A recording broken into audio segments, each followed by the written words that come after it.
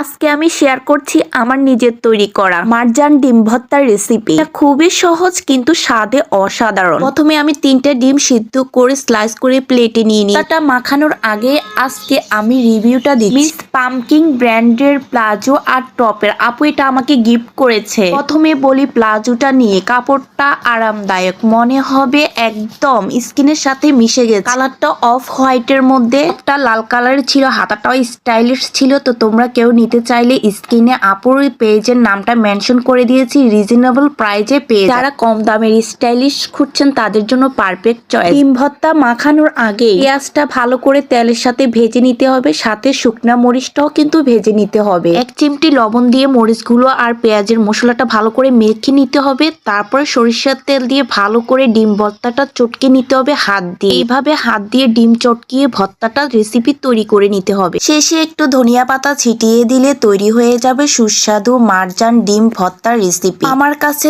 ধনিয়া পাতা ছিল না, তোমরা চাইলে অ্যাড করতে পারো। গরম ভাতের সাথে এটা একদম অসাধারণ লাগে। একবার ট্রাই করে দেখো, মজা না লাগলে আমার নাম বাদ দিও।